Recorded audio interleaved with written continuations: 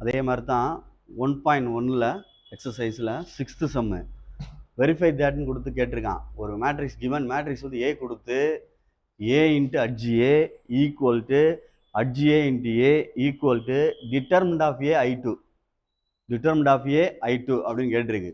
கொஸ்டினை பார்த்துக்கிட்டு இந்த இது கேட்டிருக்கு பார்த்துக்கோ. கிவன் கொஸ்டினில் வந்து ஏ கொடுத்துருக்குல்ல, அதுக்கு முதல்ல வந்து ஏ எடுத்துக்கோ. ஏ எடுத்துட்டோம்னா எடுத்துட்டேன். ஃபஸ்ட்டு அட்ஜாயிண்ட் ஏ கண்டுபிடிச்சிக்கோ. அட்ஜிஏன்றது 2x2 மேட்ரிக்ஸ் தான். அப்போ லீடிங் டயகனல் இன்டர்சேஞ்ச் பண்ணிவிட்டு அதர் டயகனலை சைன் சேஞ்ச் பண்ணிக்க.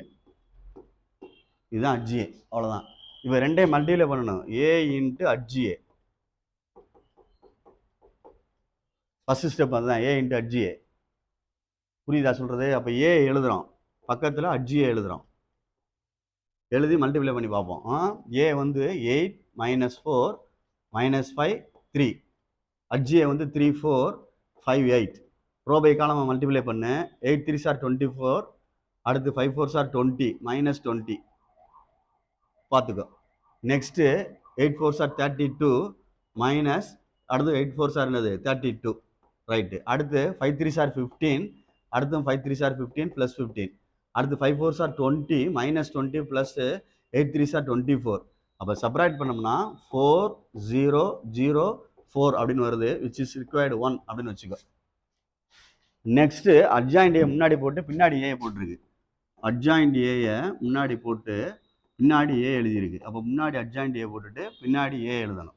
கரெக்டாக எழுதிக்கோ. அட்ஜாயிண்ட் வந்து 3 4 5 8.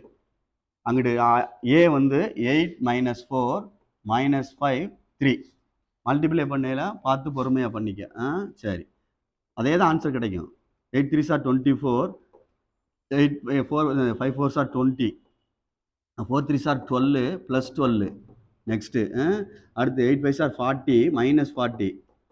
அடுத்து 4 என்னது 5 4s are 20 -20 + 24. அப்போ சப்ராக்ட் பண்ணோம்னா 4 0 0 4 அப்படின்னு வருது. விச் இஸ் ரிக்வயர்டு 2 அப்படின்னு அர்த்தம்.